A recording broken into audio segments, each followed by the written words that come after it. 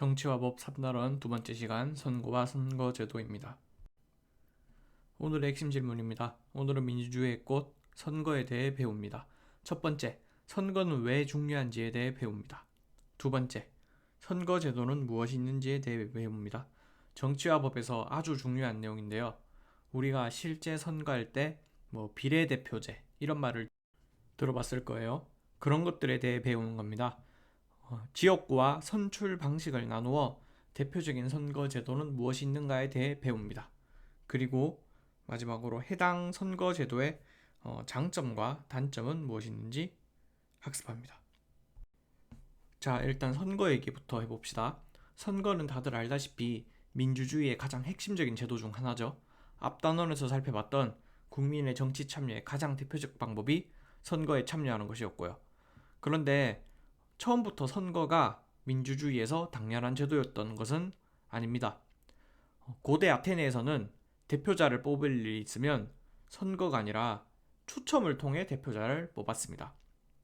선거 같은 방식은 오히려 비민주적이라고 아테네 사람들은 생각했어요. 왜냐? 기회가 공평하게 돌아가지 않기 때문이죠. 이런 아테네 사람들의 생각과는 달리 현대 민주 국가에서는 왜 선거를 통해 대표자를 뽑을까요? 자, 선거를 통해 대표자를 뽑는 이유. 만약에 아테네처럼 대통령을 뽑는데 추첨으로 뽑는다고 생각을 해봅시다. 추첨으로 한 나라의 대통령을 뽑으면 국민들이 어떻게 반응을 할까요? 누가 그것을 납득할 수 있을까요? 납득하기가 어렵겠죠? 선거의 가장 중요한 기능은 대표자에게 바로 정당성을 부여하는 것입니다. 국민의 손으로 직접 뽑았기 때문에 너는 대통령에 오를 그럴 권한이 있어. 이렇게 정당성을 부여하는 것이죠. 그리고 그 대표자는 국민의 손에 의해서 뽑힌 사람이죠. 국민의 뜻을 따르고 국민이 원하는 바를 행해야 그 소속 정당이 다음 선거에도 이길 수 있겠죠. 이렇게 국민의 뜻에 따르게 하는 기능이 있기 때문에 선거를 흔히 국민의 심판이다 이런 말을 하죠. 그래서 대표자를 정치적으로 통제한다 이런 말을 씁니다. 국민의 의사를 반영한다 이런 말도 마찬가지고요. 선거 때 우리나라를 망치겠습니다 라고 하는 정치는 없죠. 국민의 뜻을 잘 이룰 것 같고 자기의 의견을 잘 반영해 줄 것 같은 사람에게 우리는 투표권을 행사하잖아요. 국민의 의사가 선거에 반영되는 거죠. 더불어 선거는 정치 교육의 장이기도 합니다. 선거 때 중요한 쟁점들에 대해 후보자가 토론을 하고 뉴스에서도 각종 공약에 대한 설명이 나오고 선거를 통해 국민들은 정치에 대해 많은 것들을 배우죠. 자, 여기서 선생님이 지금 설명한 것들은 암기하는 게 아니에요. 각각 왜 그런가를 찬찬히 선거와 관련지어 생각해보고 이해하고 넘어가면 됩니다. 자, 그럼 이 선거의 원칙들을 살펴보고 가도록 하겠습니다. 대부분 민주국가에서 이 네 가지 원칙을 지키는데요. 보통 선거는 누구나 선거에 참여할 수 있다입니다. 예전에는 재산이 없는 자, 여성, 유색인종 등에게 투표권을 주지 않았죠. 이렇게 하지 말고 모든 인간은 평등하니까 누구나 선거에 참여할 수 있다. 이거입니다. 자, 평등 선거는 누구나 동등한 표의 가치를 가진다. 입니다. 자, 여러분이 투표권을 갖게 되었는데 선생님은 정치와 법을 많이 하니까 3표씩 행사하고 여러분은 1표만 행사하고 이런 모든 인간은 평등하다라는 원칙을 어기는 거죠. 모든 유권자는 동등하게 1표만 행사한다. 자, 1인 1표의 원칙이라고 합니다. 이렇게 똑같은 표의 가치를 행사하는 걸 평등선거라고 합니다. 예외적으로 혹은 동등하게 2표씩 행사한다. 3표씩 똑같이 행사한다. 이렇게 할 수도 있어요. 어쨌든 누구나 표의 가치는 똑같다. 이런 게 평등선거의 원칙입니다. 자, 직접선거. 직접선거는 유권자가 직접 대표자를 뽑는다. 이런 원칙입니다. 박정희 유신 정권 때랑 전두환 정권 때 국민이 직접 대통령을 뽑지 않고 정권의 어용단체가 대통령을 선출하겠죠. 이렇게 하지 말라는 겁니다. 비밀선거. 비밀선거는 다른 사람이 투표 결과를 알지 못하게 보호해주는 장치입니다.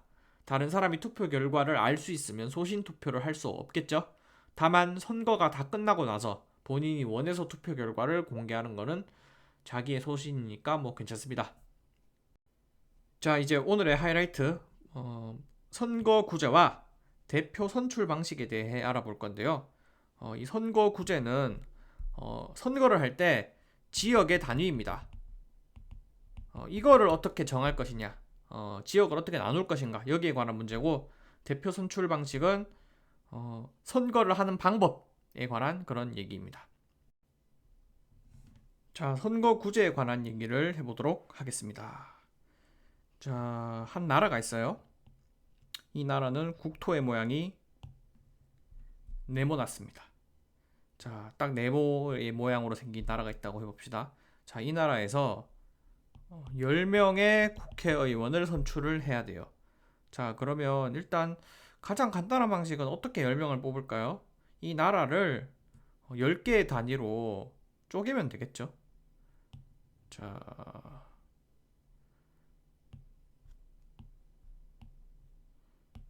자, 이러면 10개의 단위로 나눴죠. 여기서 이제 한 명 뽑고, 여기서 또 한 명 뽑고, 한 명 뽑고, 한 명 뽑고, 한 명 뽑고, 이렇게 하면 총 10명의 의원을 뽑을 수 있겠죠. 이런 방식이 있을 수 있고요. 혹은 이 지역을 묶을 수도 있겠죠. 이렇게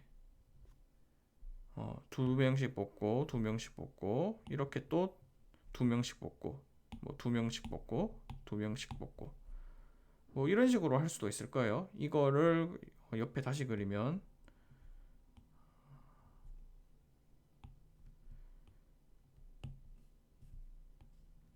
자, 뭐 이런 모양이 되겠네요. 그러면 각각 한 선거구에서 2명씩 지금 뽑고 있죠. 자, 이렇게 한 선거구에서 한 명을 선출하는 방식을 소선거구제라고 합니다. 자, 그리고 이 오른쪽 그림처럼 한 선거구에서 지금 여기서 2명을 뽑고 있는데 2명 이상을 뭐 뽑을 수도 있겠죠. 2명 이상을 뽑을 때 중대선거구제라고 합니다. 뭐 보통 2명 뽑는 거는 뭐 중선거구 이런 말도 쓰는데, 이 대선거구랑 엄격하게 구분이 되는 거 아니기 때문에 그냥 묶어서 요새는 부르고 있습니다. 중대선거구 이렇게. 우리나라는 지금 국회의원 뽑을 때 한 지역구에서 한 명씩 뽑고 있죠. 우리가 살고 있는 부산시 강서구에서 강서구 을, 강서구 갑 뭐 이런 식으로 나눠서 거기서 한 명씩 당선되고 있잖아요, 국회의원이. 이렇게 한 명씩 뽑는 걸 소선거구제. 반면에 조금 더 넓게 지역을 잡아서 이 선거구에서 2명 뽑자, 혹은 뭐 더 넓게 잡아서 이 선거구에서는 3명 뽑자, 이런 식으로 정하면 중대선거구라고 부릅니다. 자, 왜 이름이 소선거구냐 중대선거구냐, 더 많이 뽑으면 그 지역을 더 크게 만들 수밖에 없겠죠. 그래서 사이즈가 더 커졌기 때문에 중대선거구라고 부르는 거고, 한 명씩 뽑으려면 좀 지역을 잘게 쪼개야겠죠. 그래서 소선거구라고 부르는 겁니다. 자, 그런데 이 선거구는 반드시 법으로 정해야 됩니다. 법으로 정한다. 이거를 선거구 법정주의라고 부르는데요. 선거구는 왜 법으로 정하게 해놨냐? 누가 임의로 정하지 못한다는 소리입니다. 마음대로 법으로 딱 정해놔라. 함부로 못 바꾸게. 이렇게 엄격하게 하는 이유가 옛날에 이 선거구를 악용했던 사례가 있기 때문입니다. 자, 어떤 사례냐면 게리맨더링이라는 사례인데요. 자, 맨 왼쪽에 그림을 한번 봅시다. 자, 이 맨 왼쪽에도 이 네모 지역이 있어요. 가상의 네모 국가가 있습니다. 자, 그런데 이 네모 국가에서 보니까 이렇게 왼쪽에 사는 사람들은 빨간색 당을 많이 지지해요. 그리고 오른쪽에 사는 사람들은 파란색 당을 많이 지지해요. 자, 이런 나라가 있는데 소선거구로 국회의원을 5명 뽑아야 된다고 가정을 해봅시다. 5명을 뽑아요. 자, 그런데 선거구를 어떻게 나누느냐에 따라서 결과가 완전히 달라집니다. 자, 첫 번째 방식을 한번 봅시다. 이렇게 선거구를 길쭉하게 세로로 5개로 쪼개는 경우에는 파란색 의원 3명 당선되고 그리고 빨간색 의원 2명이 당선이 되죠. 자, 반면에 가로로 선거구를 나누는 경우에는 보니까 이 파란색이 각 선거구에서 근소하게 다 이기죠. 여기서도 이기고 여기서도 이기고 여기서도 이기고 다 파란색이 이겨서 자, 선거구의 모양만 바뀌었을 뿐인데 실제 거기 이 지역에 살고 있는 사람들의 지지도는 똑같은데도 불구하고 가로로 지역을 나누는 순간 어때요? 5석 전부 파란색 당이 이기게 되죠. 자, 반면에 또 맨 오른쪽 그림 이렇게 또 지역구를 복잡하게 디자인하는 경우에는 자, 이 선거구에서는 또 빨간색 당이 이기고 자, 이 선거구에서는 파란색 당 그리고 이 선거구에서는 파란색 당, 이 선거구에서는 빨간색 당, 이 선거구에서는 빨간색 당이 이기죠. 이렇게 빨간색 당이 3석 가져가고 파란색 당이 2석 가져갑니다.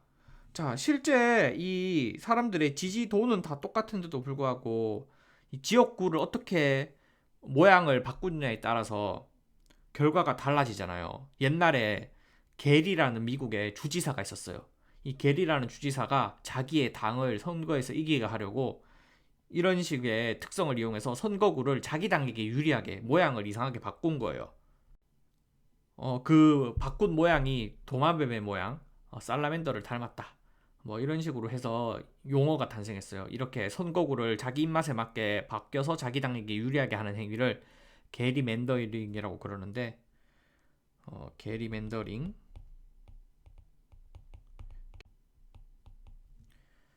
자, 이런 거를 못하게 방지하기 위해서 선거구는 반드시 법으로 정하고 법으로 정하면 함부로 못 바꾸겠죠 이걸.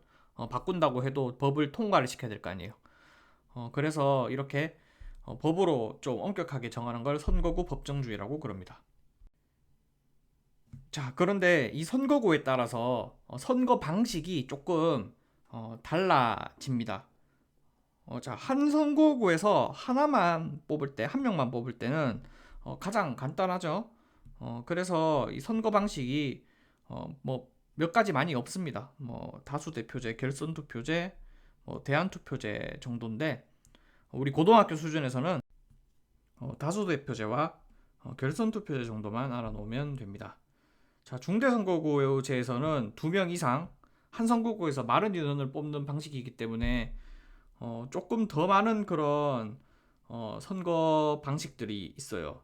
대표적인 거는 비례대표제고요. 비례대표제는 보통 아예 전국 단위로 이렇게 지역구를 설정을 해서 뽑죠. 우리나라 같은 경우에도 국회의원 선거를 할 때 47명을 비례대표로 뽑는데 그 47명은 남한 전부 전국 단위에서 이렇게 표를 모아서 산출을 합니다. 한 선거구에서 47명을 뽑는다 이렇게 생각을 하면 되는 거죠. 이 비례대표제가 가장 대표적인 그런 방법이고 나머지 그런 방식들은 사실 전 세계 국가에서 쓰는 경우가 많이 없습니다. 그래서 진짜 중요한 선거 방식은 이 다수대표제와 비례대표제, 그리고 결선투표제 정도 알아놓으면 되고 대부분 국가에서 이 1번, 2번 이 방식 중에 하나를 택해서 선거를 하고 있습니다. 그리고 이 대표적인 선거 방식 2가지가 굉장히 많은 차이를 보이기 때문에 이 선거 방식을 잘 알아놓는 게 중요할 거고 선생님이랑 같이 살펴봅시다. 자, 다수대표제는 우리에게 가장 익숙한 선거 방식입니다. 자, 국회의원 선거를 하러 가면 지역구에 선거를 하러 가면 이런 투표용지를 받거든요. 그 투표용지에 뭐 1번 땡땡당 누구 적혀 있고 2번 땡땡당 누구 적혀 있고 3번 뭐 네모당 누구 적혀 있고 이렇게 내가 투표 용지를 받으면 뭐 여기에 뭐 투표 하고 어떤 사람은 또 딴 데 투표하고 그래서 누가 당선돼요? 1등이 당선되죠 그냥. 1등 임요한, 2등 홍진호, 3등 박정석. 자, 이렇게 선거 결과가 나왔어요. 자, 그러면 홍진호가 야, 난 2등도 잘한 거야. 소용없죠? 그냥 1등만 당선되는 거죠. 다 떨어져요. 자, 임요한에게 간 표가 60%. 자, 홍진호 30%, 박정석 10%라고 쳐봅시다. 자, 홍진호는 30%라는 굉장히 많은 표를 얻었지만 그냥 무효죠.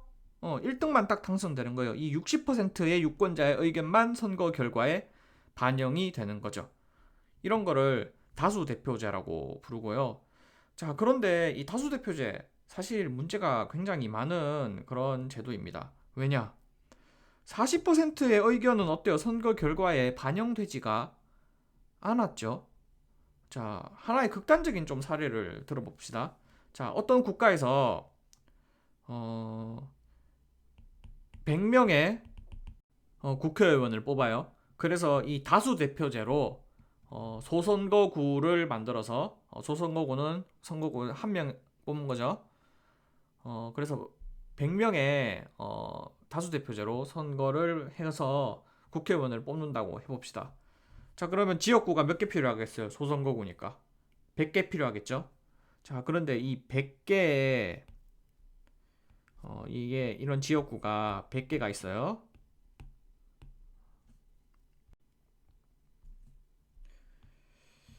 자, 10개밖에 뭐 안 그랬지만 이게 10개 더 있으면 100개가 되겠죠. 자, 그런데 여기서 자, 모두 다 51대 49로 빨간당이 이겼다고 해봅시다. 자, 이게 전부 다 똑같은 거예요. 모든 지역구에서 다 51대 49로 빨간당이 이겼습니다. 자, 그럼 선거 결과 어떻게 돼요? 100석 다 어느 당이 이기죠? 100석 전부 빨간당이 이기죠. 실제 국민들의 지지율은 어때요? 국민들의 지지율은 51대 49 사실 반밖에 지지를 안 하는데 반밖에 빨간당을 지지 안 하는데 선거 결과는 100% 빨간당이 독식하게 되는 그런 결과가 발생하게 되는 거죠. 이 다수대표제는 1등만 의견이 반영되는 그런 제도이기 때문에 사표가 굉장히 많은 발생을 합니다. 사표는 뭐냐면 죽을 사자를 써서 죽은 표라는 거예요. 국민의 의견이 반영되지 않은 그런 표라고 얘기를 합니다. 사표가 굉장히 많아요. 다수대표제는. 자, 비례대표제는 이런 문제점을 보완을 하기 위해서 만든 제도입니다. 자, 아까 100명 뽑는다고 했죠? 자, 그런데 이렇게 생각을 하는 거예요. 100명 이렇게 한 지역구에서 한 명 뽑게 이렇게 하지 말고 사표가 너무 발생하니까 그냥 일단 국민들한테 투표해. 너 빨간 당 뽑을래? 파란 당 뽑을래? 물어보고 결과 받고 51석은 그러면 빨간 당한테 주고 49석은 파란 당한테 주면 국민의 지지율대로 투표율대로 그대로 의석 결과가 반영이 되죠. 이렇게 그냥 국민이 받은 표에 비례해서 나눠주자. 이게 비례대표제입니다. 자, 그럼 비례대표제는 어떤 식으로 진행이 되냐면요. 이 비례대표제도 사실 여러 가지 방법이 있지만 가장 대표적인 방법은 정당 명부식 비례대표제입니다. 정당 명부식 비례대표제. 이 정당 명부라는 건 뭐냐면 정당이 미리 이름의 리스트를 만든다는 소리예요. 자, 아까랑 똑같이 100명 뽑는다고 치면 자, 빨간 당, 파란 당 선거 전에 미리 리스트를 만듭니다. 선거 전에 미리 리스트를 만들어서 선거관리위원회에 명단을 내는 거예요. 뭐 이 명단은 쭉 뭐 있겠죠.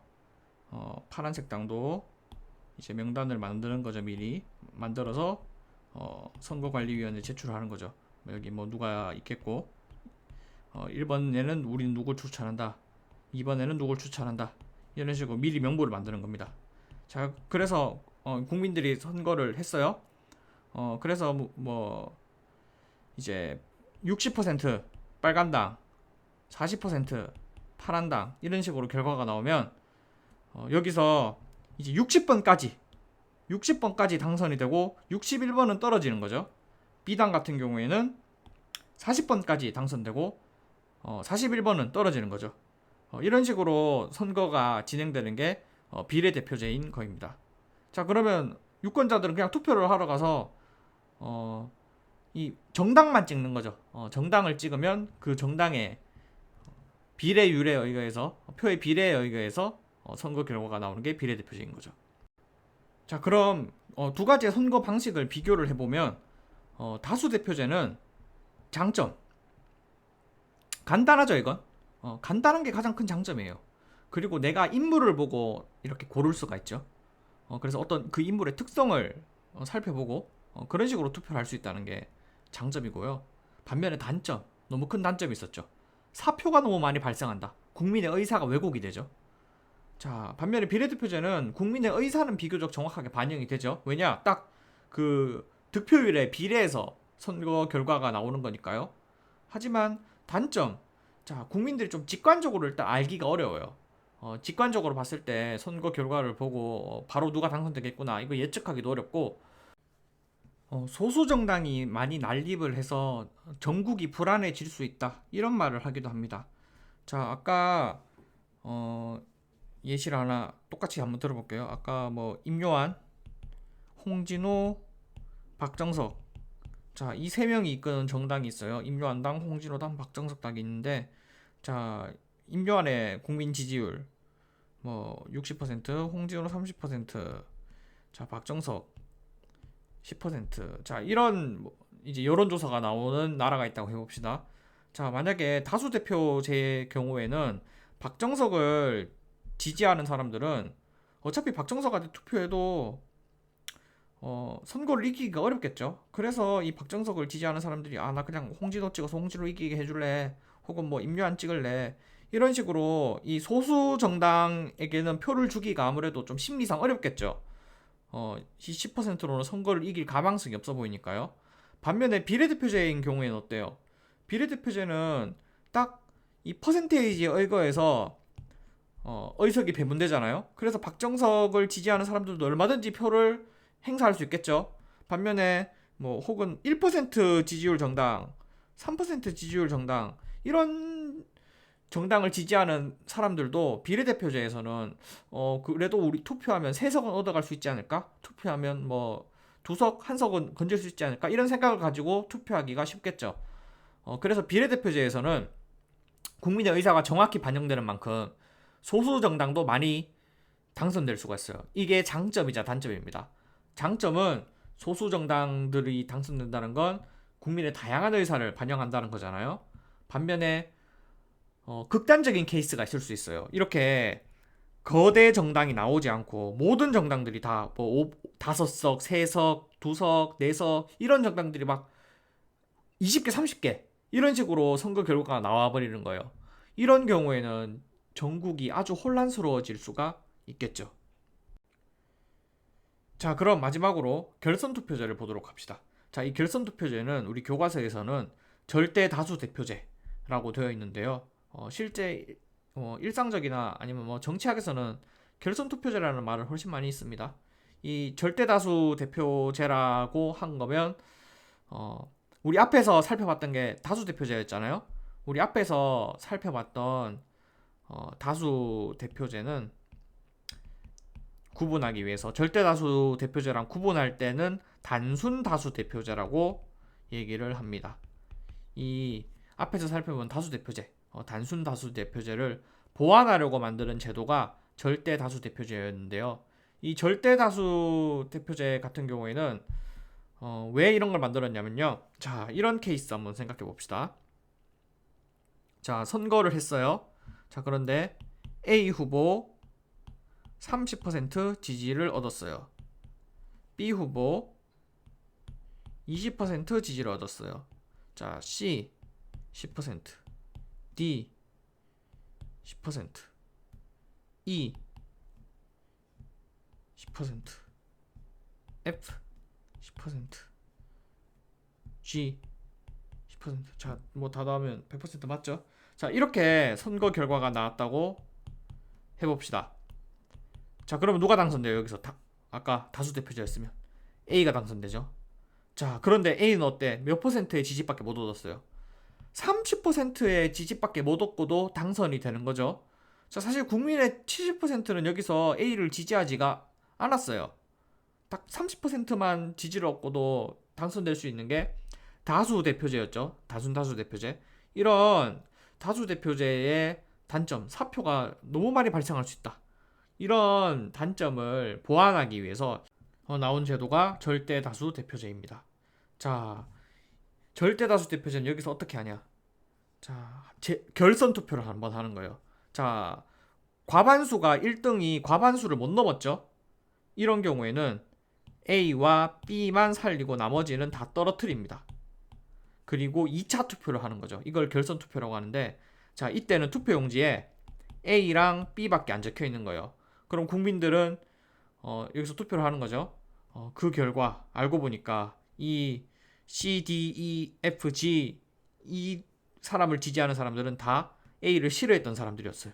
그래서 그 결과 A 35%, B 65%. 그래서 결과적으로 B가 당선. B는 과반수의 지지를 얻을 수밖에 없죠. 둘만 가지고 투표를 했으니까. 이런 식으로 강제로 과반수를 만들어줘서 한 번 더 투표해서 좀 더 정당성을 부여해주는 그런 제도를 결선 투표제, 절대 다수 대표제라고 얘기를 하는데요. 이 결선 투표제를 채택하는 대표적인 나라가 프랑스이고, 프랑스의 대통령 선거를 이런 식으로 하고 있습니다. 자, 이 결선 투표제의 장점, 정당성을 훨씬 만들어주는 거죠. 그리고 단일화를 할까 말까, 단일화에 관한 그런 갈등이 적습니다. 단일화라는 건 뭐냐면, 사실 이 국가에서는 65%는 A를 싫어하는 사람들이었던 거죠. C, D, E, F, G가 떨어지니까 그냥 B를 찍었던 사람들인 거잖아요. 이런 식으로 A가 가장 많은 지지를 얻고 있긴 하지만 사실 나머지는 다 A를 싫어해요. 70%의 사람들은. 이런 나라에서는 우리 단일화를 하자. 그나마 잘 나가는 B 후보한테 몰아주자. C, D, E, F, G 지지하는 사람들 너네 다 사퇴해. 이런 식으로 막 갈등을 하기도 하죠. 그런데 결선 투표제가 있으면 이렇게 할 필요가 없죠. 그냥 처음 투표에는 자기 소신대로 찍고, 그 1등, 2등 나올 때 그냥 또 자기 소신대로 찍고, 이렇게 하면 되죠. 우리나라 대통령 선거를 하면 좀 항상 단일화를 할까 말까, 이런 거에 관한 잡음이 굉장히 심하거든요. 프랑스에서는 이런 문제가 안 일어나고요. 자, 그런데 이 결선 투표제의 단점은 투표를 때에 따라서 한 번 더 할 수도 있죠. 처음에 과반수 나와버리면 한 번만 하고 끝낼 수 있는데, 과반수가 안 나오면 한 번 더 투표를 해야 되잖아요. 비용이 많이 발생하는 그런 선거인 거죠. 선거를 하는데 이제 국가에 어떤 돈이 드니까요. 자, 그러면 선거 방식을 한번 정리를 하고 끝내보도록 하겠습니다. 자, 선거 방식은 크게 다수대표제가 있었고,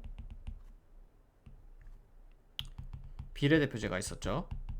그런데 이 다수대표제는 단순 다수대표제, 그리고 절대 다수대표제가 있었어요.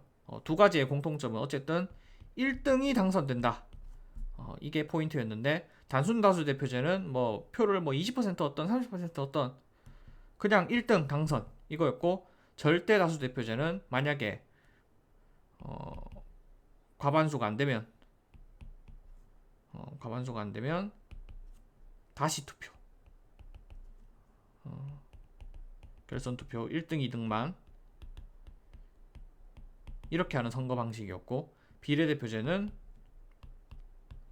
받은 표의 비례율에 의거해서, 퍼센트에 의거해서 나눠주자, 이런 게 비례대표제였습니다. 만약에 100석의 국회의원을 뽑는다고 하면, 이 다수대표제로 하면 100개의 지역구를 만들어서 이 지역구에서 각각 1등을 뽑는 그런 방식이었고, 이 비례대표제의 경우에는 정당이 미리 리스트를 만들어서 이 100석을 퍼센트에 의거해서, 투표율에 의거해서 나눠주는 그런 게 비례대표제였습니다.